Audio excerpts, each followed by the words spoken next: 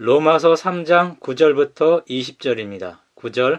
그러면 어떠하냐? 우리는 나으냐? 결코 아니라. 유대인이나 헬라인이나 다 죄 아래 있다고 우리가 이미 선언하였느니라. 기록된 바 의인은 없나니 하나도 없으며. 19절로 넘어가겠습니다. 우리가 알거니와 무릇 율법이 말하는 바는 율법 아래에 있는 자들에게 말하는 것이니 이는 모든 입을 막고 온 세상으로 하나님의 심판 아래에 있게 하려 함이라. 20절. 그러므로 율법의 행위로 그의 앞에 의롭다 하심을 얻을 육체가 없나니 율법으로는 죄를 깨달음이니라. 이 세상의 상태가 여기서 묘사됩니다. 재판장 하나님에게 온 세상은 유죄라고 판결받았습니다. 아무 항변이나 항소를 못합니다.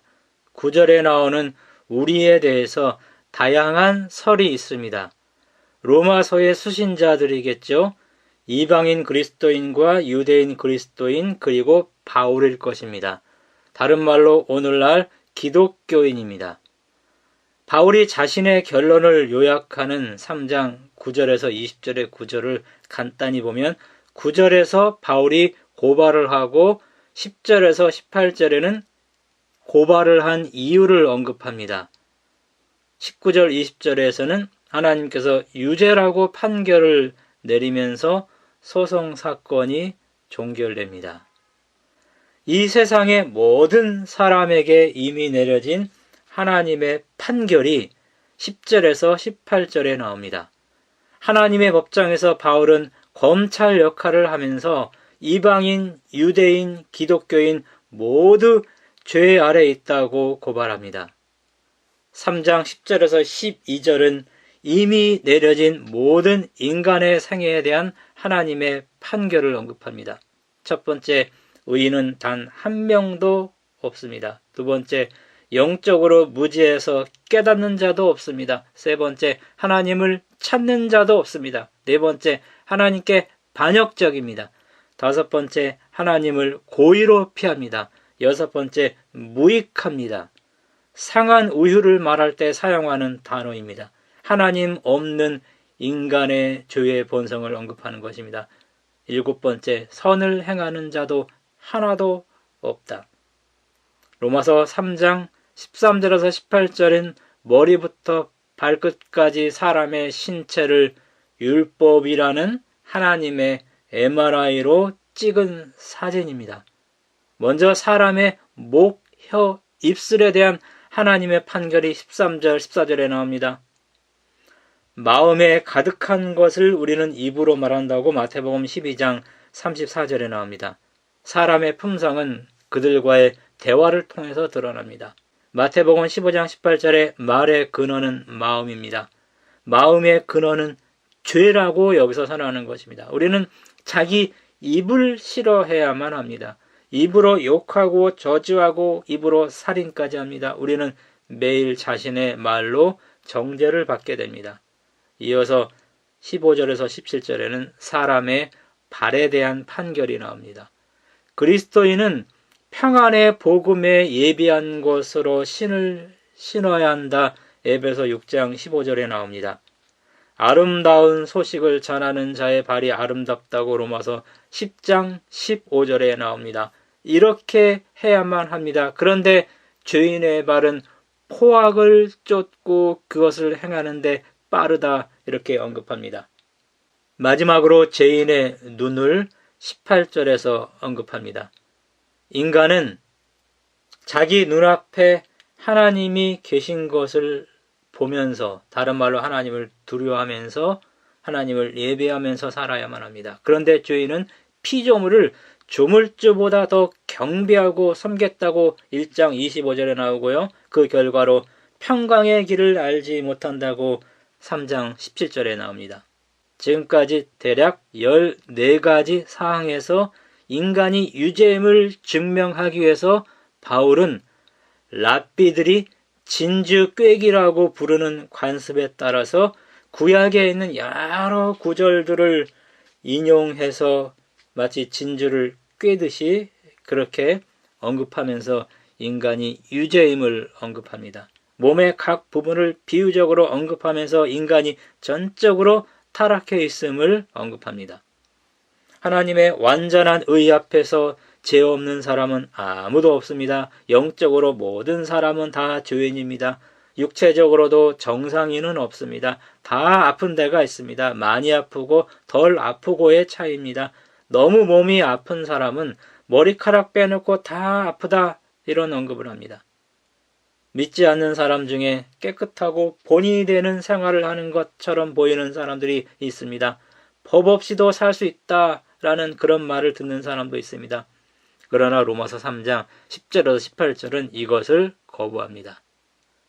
맹자는 성선설을 언급했어요. 인간의 본성은 선하다는 것입니다. 순자는 성악설을 말하죠. 인간의 본성은 태어나면서부터 악으로 기울어진다라는 것이죠. 성경은 성악설에 가깝습니다.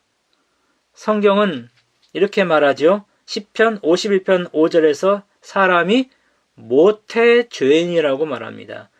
이 세상에 모태 의인은 아무도 없어요. 다 모태 죄인입니다. 우리가 최고라고 여기고 존경하는 사람들이 있습니다. 그러나 그들도 죄인입니다. 이미 고인이 된 사람들이고 그들의 후손에게는 미안하지만은 그들의 죄를 찾아서 뒷조사한 글이 있었습니다. 이것을 정확히 우리가 알 수는 없어요. 하나님만 알고 여기에 반박하는 글도 제가 확인했습니다. 그러나 우리가 참고할 필요가 있는 것입니다. 베토벤은 대단한 음악가였습니다. 그러나 9번 심포니를 작곡할 때 영감이 떠오르지 않았어요. 화가 났습니다. 그래서 5살 된 어린아이를 때리려고 신발을 벗어들고 달려가는 것을 누가 보았다고 합니다. 그는 온갖 더러운 성병을 지닌 채 일생을 독신으로 지낸 정신병자였다고 합니다. 마르틴 루터, 종교개혁의 주인공입니다. 우리가 지금 공부하는 이 로마서, 여기서 빛을 발견하고 종교개혁을 일으켰습니다. 그런데 그는 이렇게 말했어요. 유대인은 독일에서 추방되어야 한다. 그리고 그는 유대인 자기 하인들의 책을 불살라버렸다고 합니다. 발명왕 에디슨, 그는 돈에 대해서는 아주 천재적인 노랑이었다고 합니다. 종업원들에게 봉급을 적게 주었어요. 그 아내는 우울증 환자였습니다. 그가 가족을 돌보지 않았어요. 그래서 그의 장남은 알코올 중독자가 되어서 자살했다고 합니다. 알버트 슈바 있죠. 신학, 철학, 의학, 음악 박사 학위를 가진 20세기 최고의 지성인이었습니다. 그러나 그는 이기주의자였어요. 병원 직원에게 너무나 무관심했습니다. 오염된 우물에서 퍼낸 물을 사용하게 합니다. 자금이 풍부해도 병원 시설을 개설하지 않았어요. 단순한 사람들에게는 단순한 치료 방법이라는 그 표를 내걸고 원주민을 무시했습니다. 글에 없는 내용을 제가 좀 더 부언하여 설명한다면은 그의 신학 박사 학위 논문 이 주제가 예수님은 신이 아니라 인간이다라는 내용이었습니다. 그는 자유주의 신학자였어요. 성경의 영감을 부인하고 성경에 나오는 기적과 이런 것들 믿지 않았습니다. 인간의 이성과 경험을 중시하는 자유주의 신학자였습니다. 존 F 케네디, 그는 대통령 취임식을 한 그날 밤 백악관에서 잠을 자지 않고 다른 여자와 잤습니다. 밤에는 닥치는 대로 여비서, 영화배우, 가수들을 불러서 방탕한 삶을 살았다고 합니다. 한국의 유명 인사들이 있어요. 종교계, 정치계, 연예계. 뒷조사하면 탈락하는 사람이 허다할 것입니다. 영적으로나 신체적으로 이 땅에 완전한 사람은 태어나지 않습니다. 모든 사람은 죄인으로 태어나기 때문에 구원이 필요한 것입니다. 사실 우리 삶 자체가 죄의 삶이에요. 결국 모든 사람이 죄인입니다. 그들은 구주가 필요하다라는 이 사실을 여기 오늘 로마서에서 인지시키는 것입니다. 그러므로 우리는 로마서 3장 10절에서 18절에서 말하는 인간의 본질을 인정해야만 합니다. 인간에 대해서 기대를 걸지 말아야 합니다. 기대를 걸면 반드시 실망합니다. 사람에 대해서 실망할 때 그러려니 해야 합니다. 사람의 본성이 다 그런 것입니다. 사도 바울도 예언은 아니었습니다. 여러분과 저도 예언은 아닙니다. 그러나 하나님은 그런 나에게, 그런 우리에게, 그런 죄인들에게 기대를 걸고 있는 것입니다. 하나님은 계속 실망합니다. 그러나 포기하지 않고 계속 기대를 가지고 있습니다. 결국은 우리에게서 그런 하나님의 기대가 성취되게 합니다. 그것은 로마서 6장, 7장, 8장에서 다루어지게 될 것입니다. 아내가 호주에서 오랫동안 살다가 잠깐 한국에 나온 친구를 만나고 온 적이 있었습니다. 호주가 살기에 너무 좋다는 말을 듣고 왔습니다. 특히 자연 환경이 너무나 좋다는 것이었습니다. 저는 그 말을 듣고 농담 반 진담 반으로 나중에 아들을 먼저 호주로 보내고 그 아들이 거기서 정착을 하게 되면은 우리도 호주로 가서 노후를 보내자 이런 말을 했습니다.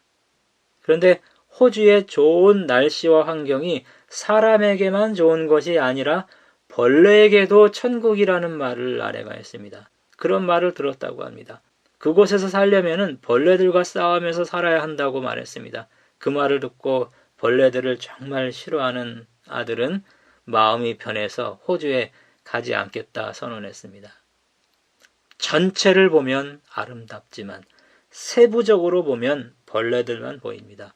무엇을 보면서 사는가요? 전체를 보면서 살아야만 합니다. 삶은 한 폭의 풍경화라는 말이 있어요. 그래서 인물화나 정물화 보듯 부분만 고집하면 결국 아무것도 보지 못하게 된다는 말이 있습니다. 풍경화는 보는 사람의 각도, 거리, 위치에 따라서 다르게 보입니다. 아름다운 풍경의 대상지를 가보세요. 거기 소똥이 있고 말똥이 있고 벌레가 있고 뱀이 있고 아주 지저분합니다. 멀리서 볼 때 아름다운 것입니다. 적당한 거리에서 전체를 볼 때 아름다운 것입니다. 단풍도 가까이 가서 보십시오. 아름답지 않습니다. 멀리서 봐야 단풍이 아름답게 보입니다. 가까이에 가면 말라 비틀어진 잎들만 보입니다. 도시의 야경 아름다워요. 그러나 가까이서 보면 쓰레기와 오물이 넘쳐납니다. 도시는 전망대나 산 정상에서 봐야 아름답습니다. 눈, 비, 자연, 언덕, 사람, 멀리서 봐야 아름다운 것입니다.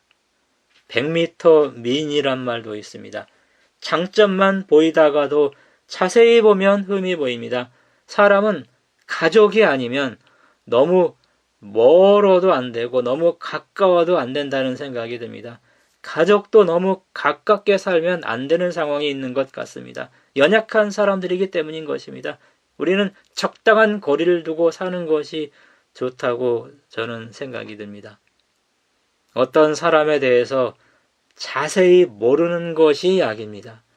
교회 지도자들에 대해서 자세히 모르는 것이 신앙에 도움이 됩니다. 자세히 알면 다칩니다. 자세히 알면 그것이 독이 됩니다. 신앙이 시험에 들게 됩니다. 인터넷이 발달했습니다. 어떤 면에서 신앙하기가 더 힘들어졌어요. 어떤 사람의 비리가 마우스 클릭 한 번으로 순식간에 온 세상에 퍼지게 되는 그런 시대에 우리가 살고 있는 것입니다. 자신은 가까이에서 율법이라는 사진기로 접사 사진을 찍어야 합니다. 타인은 그 사진기로 풍경화처럼 멀리서 찍어야만 합니다. 자신을 율법이라는 MRI로 자세히 살피면 자기 눈에 들보가 보이고 타인의 눈에 있는 티가 조금 보일 듯 말 듯 할 것입니다. 율법이라는 MRI로 타인을 자세히 살피면 그들 눈 속에 들보가 보이고 내 눈에 있는 들보는 보이지 않고 그것이 티처럼 보이는 것입니다. 자기의 삶도 마찬가지예요. 자기 삶에서 부정적인 것들만 보면 안 됩니다. 우리는 전체를 다 보아야만 합니다. 하나님이 부정적인 축복들을 주셨어요. 가난, 실패, 병, 이런 것들 부정적인 축복들입니다. 그러나 긍정적인 축복들, 돈, 건강, 성공, 이런 것들을 더 많이 주신 것을 알게 될 것입니다.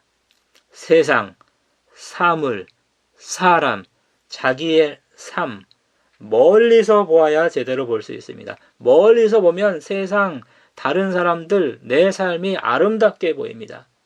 찰리 채플린은 이렇게 말했어요. 멀리서 봐야 희극이고 가까이서 보면 비극이라. 그러나 예수님에 관해서는 그 반대가 되겠죠. 예수님은 접사 사진으로 찍어서 그 아름다운 모습을 보아야만 하는 것입니다. 율법으로는 죄를 깨달음이니라. 로마서 3장 9절 20절의 결론이 19절 20절입니다. 1차적으로 유대인 그리스도인을 향한 권고입니다. 율법의 행위, 바울서신에 8번 나옵니다.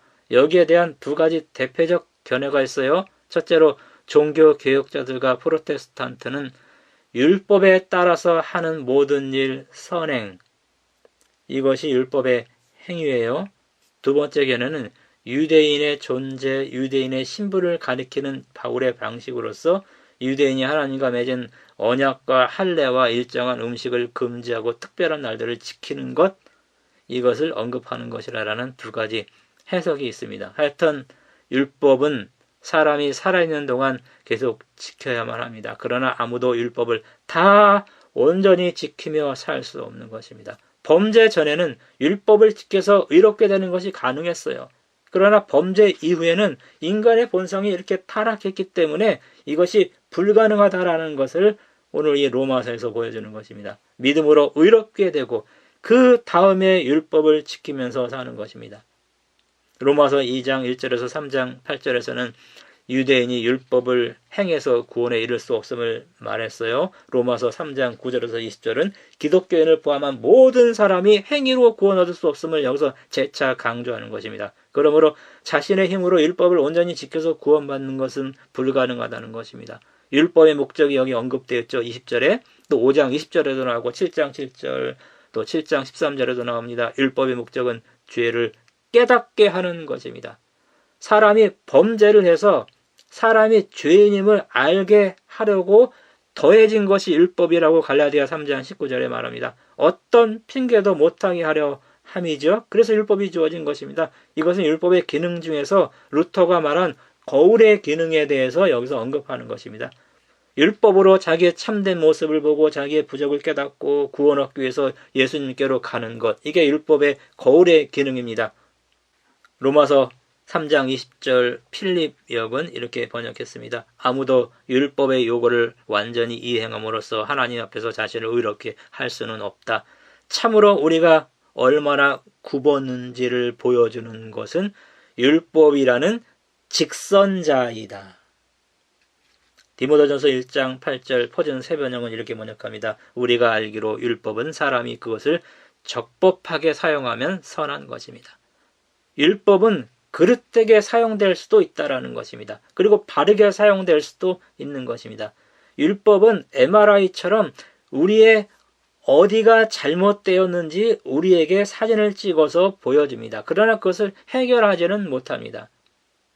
율법을 잘못 사용하는 것 중 하나가 그것으로 타인을 자세히 보는 거예요. 그러면 실망합니다. 시험에 듭니다.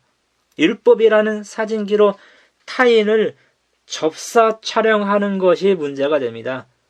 율법이라는 사진기로 타인을 멀리서 풍경화 찍듯이 찍어야만 하는 것입니다. 타인을 접사 촬영하면서 아웃포커싱 하면 안 되는 것입니다. 멀리서 타인을 찍고 자기는 접사 촬영하는 것입니다. 이게 율법의 기능입니다. 내가 왜 죄인인가요? 여기에 기분 나빠하는 지성인들이 상당히 많이 있어요. 왜냐하면 성경은 인간을 모두 죄인으로 선언하기 때문입니다. 이미 사형 선고가 내려진 것에 대해서 여러분 어떻게 생각합니까?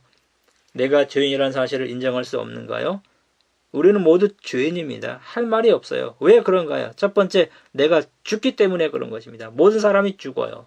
그러고 나는 죄인이죠. 성경이 말하죠. 한 사람으로 말미암아 죄가 세상에 들어오고 죄로 말미암아 사망이 왔나니 로마서 5장 12절. 내가 죽기 때문에, 인간이 죽기 때문에 죄인이라는 것입니다. 두 번째로 죄의식 때문에 그렇습니다. 로마서 2장 15절에 보면은 율법이 없는 이방인은 양심의 갈등으로 죄의식을 느끼죠. 또 유대인은 율법의 정죄로 말미암아 죄의식을 느끼며 살아갑니다. 그러므로 자신이 죄인인 것을 인정하게 됩니다. 온 세상은 하나님 앞에 정죄 상태에 있습니다. 하나님으로부터 사형 선고를 받았습니다. 유대인은 그들이 자랑하는 하나님의 법으로, 이방인은 자연 계시와 양심에 의해서 정죄를 받습니다. 모든 사람은 하나님의 법에 순종할 수 없어요. 그래서 하나님이 그들을 구원하기 위해서 다른 방법을 준비한 것입니다. 바울은 로마서 1장 18절에서 3장 20에 이르도록 하나님의 심판에 대해서만 말했습니다. 하나님의 은혜는 아직 기록하지 않았습니다. 기쁜 소식을 전하기 앞서 언짢은 소식을 먼저 가르쳐 준 것입니다. 로마서는 더 이어지지 않고 여기서 끝날 수도 있었겠죠. 그러나 그렇게 하지 않았습니다. 하나님 우리 모두를 완벽하게 정죄하고 우리를 진노의 공포로 몰고 갈 수도 있었겠죠. 그러나 그렇게 하지 않아요. 로마서는 계속 이어집니다. 하나님은 죄인에게 진노를 퍼붓는 공의만을 언급한 것이 아니죠. 3장 21절부터는 하나님의 자비롭고 은혜가 풍성한 그런 하나님의 모습이 나오죠. 이제 기쁜 소식을 언급할 차례입니다. 로마서 3장 21절부터 31절에는 이런 죄인이 어떻게 구원을 얻는가, 다른 말로 믿음으로 말미암는 의, 죄인이 의인이 되는 방법, 복음, 거기에 대한 설명이 계속 이어지는 것입니다. 나 같은 죄인, 우리 같은 죄인, 구원하기 위해서 십자가에서 돌아가신 예수 그리스도의 은혜, 사랑, 복음, 이것으로 우리를 구원하신 하나님의 은혜에 감사하면서 주님의 율법에 순종하기 위해서 노력하면서 살아가시는 우리 하나님의 백성 되기 바라면서 말씀 마치겠습니다.